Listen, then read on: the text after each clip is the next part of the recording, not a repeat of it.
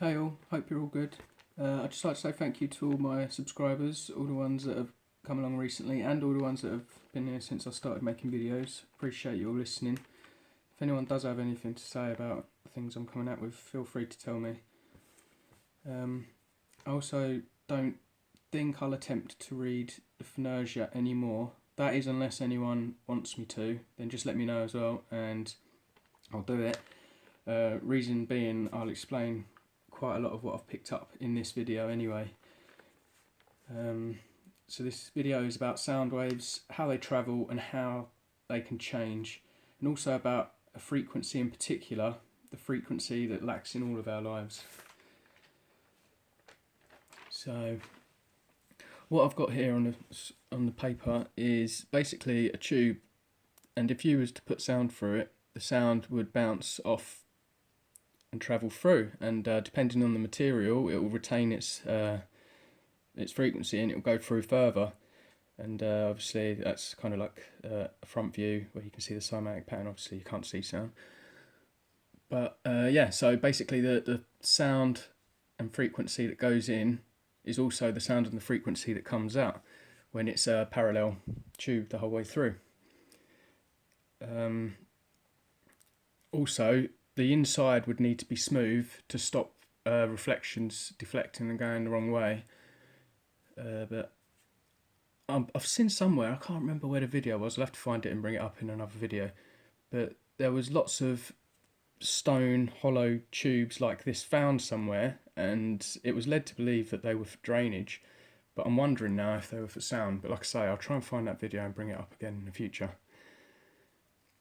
So also the faces, it could be round, or you could have like hexagonal, pentagonal, square faces on the inside, depending on the frequency you're pushing through and how it's best travelled. I haven't done any experiments on this, so I can't say exactly the benefits of each, having a certain amount of sides of faces and what frequencies would benefit from it. But anyway, this one, if you've got the tube and you expand one side to the other, just like a horn or a road cone, a traffic cone, if you shout through it, the sound bounces and it grows to reach either side, and the sound that goes in this instance, the sound that goes in is 1 and the sound that comes out is 3. That's the lines of the paper. So in effect that would have tripled in sound. That's not in dB either, that's a different story altogether, but it would have tripled in its volume. And yes, looking at these types down here, I don't think there would have been any right angle ones, because you would have had the sound bouncing back and you would have lost a lot of it at the turning and it wouldn't have followed through. But curves, very likely, even 90 degrees is good. If you look at musical instruments like trombones, saxophones, all them kinds of things, they have lots of pipes on them that do that. And in situations like this where you could have the sound either coming up through one pipe and splitting into two, and it would take half the frequencies, or the other way, you have two frequencies going into one, and then it would grow obviously and double.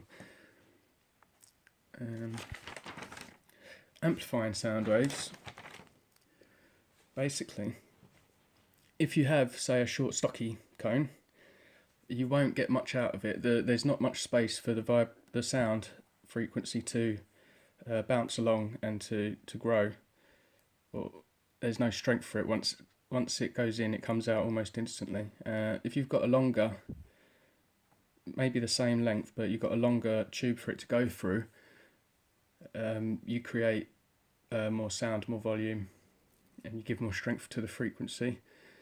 And same again, the longer, the greater it is, but the frequencies will only come out that proportion to the hole on that side in proportion. And this is just basically instruments, and shows how the sound will travel through and then come out amplified at the end. This building here, I did see this in the book, it was really fascinating. I don't know why they don't do this anymore really, But these were the speakers on the sides, and these doors opened up on the bottom here as well. And basically, there's holes in the walls here, and these rooms are curved, they're round. And it said in the book as well that having curved walls in that manner will multiply the sound by 100-fold. It was either 100-fold or 1,000-fold, I'll find out. But that in itself, you wouldn't need electricity. You got your band on the stage, and you could have loads of people hear that with 6 speakers amplifying it 100 or 1,000 times each. Top of that, it was a strange one, but it was really interesting, is that I noticed that there were strings on the top of the buildings. That's a planned view of it. And I'm wondering if the wind was helping in to make the sound. And just like all plants and things grow in the Fibonacci sequence, I believe that wind has them similar patterns in it as well when it blows, and it could have actually created harmonious tunes as the wind blew past. The aerials on the top, I don't know if they were, but I wonder if they were to transmit to receivers or just for collecting atmospheric energy. I know you can do that because I saw a video recently where someone basically checked to see if they had any electricity coming out of their old unused aerial on their house for their TV, and they were generating quite a low amount, but they was nonetheless generating electricity just from having an aerial on their roofs. So I wonder if that was to do with that. The one thing that had a whole chapter in the book was that tarantulas are attracted to the vibrations. If you can imagine being in a star fort that's constantly filled with sound throughout the day, you're probably constantly killing tarantulas or running from them or something, I don't know. But I'm not a big fan. Regarding reflections, light can be reflected from mirrors, lenses and crystals, sound lenses and crystals. You can do mirrors as well, but what I learnt in sound engineering was basically when you're in the recording studio, you want the glass pane between you and the engineer to be as small as possible, or you don't want your microphones taking reflections whilst recording from them, because it makes the sound harsh. But also in the book, it had a show of where you would have the cymatic hole for the building, and then it showed this lens, which is like these shapes are like the glass you would have in a church window, and I imagine, I don't know, but I'm starting to wonder if the sound was carried through pipes around mainly to get further around the fort, and that these cymatic holes were more to do with light or letting sound out rather than letting sound in. But I imagine the curved walls have the same influence on light as well as sound, that they might help brighten up the room more, magnify it, multiply it. There was an image, I haven't done the translation near where it was, but there was an image of brick buildings, not buildings, but brick structures called extrapuncta, apparently. And what I do know about some frequent waves, you've got sine waves, which is what we hear most of the time in sound, and you've got like triangle waves and square waves as well. And what I do know about triangle and square waves is they create pulses. So sirens on a police car, things like that, they're all pulses, they're all triangle and square waves. So I was wondering if these brick structures that are in the book were for holding the frequencies that they were building, like storehouses of weapons and stuff like that. I'm not too sure though, but I'll try and translate a bit more around it. And like I say, if anyone does want me to carry on reading or anything, just let me know. This here is a hexagon where you've got a person would be in the middle and singing or whatever, and you've got in this hexagonal room, if you've got reflectors in all the corners, basically these lines show how all the sound reflects round and comes back to you, so you can hear yourself magnified in that situation. And obviously the more faces in the room you've got, this one having 6, the more angles, more reflections you're going to have. So you could make it louder, and then obviously a circle would be the ultimate.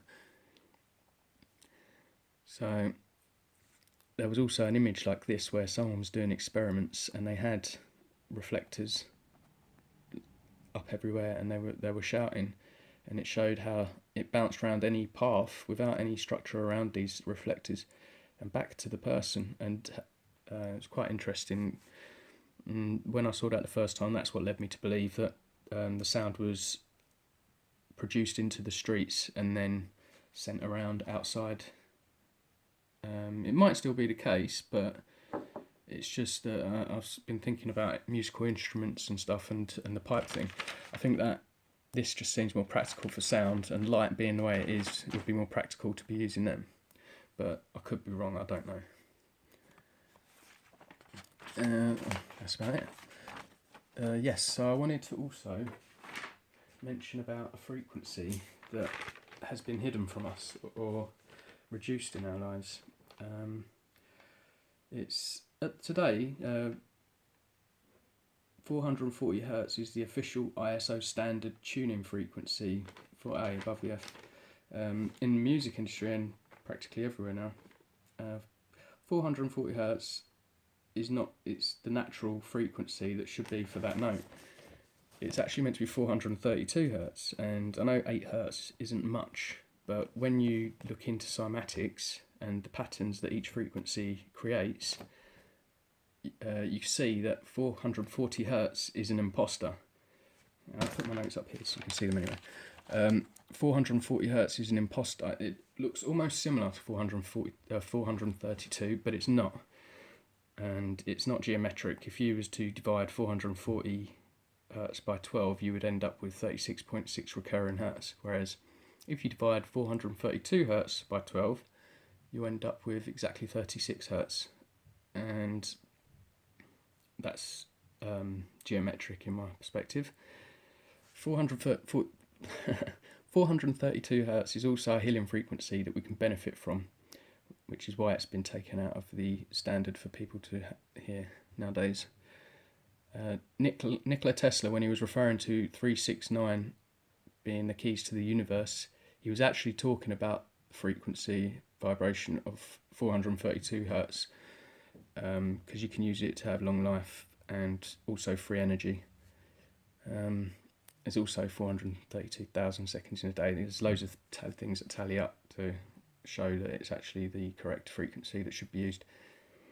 And what 440 Hz does, which has been found, is it herds people into greater aggressions and social agitation and emotional stress, which then causes illness.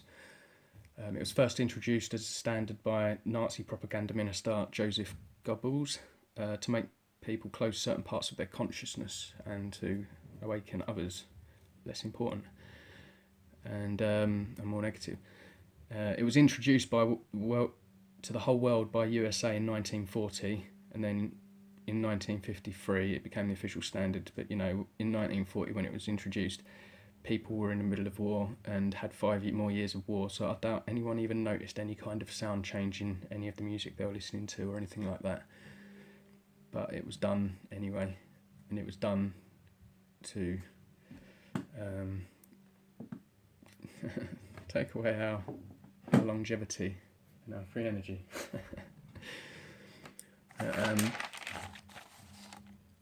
Like I said before, 440 Hz, it mimics 438 Hz, but without all the benefits. It sounds similar and the pattern's quite similar too, but it does negative things to you, not positive.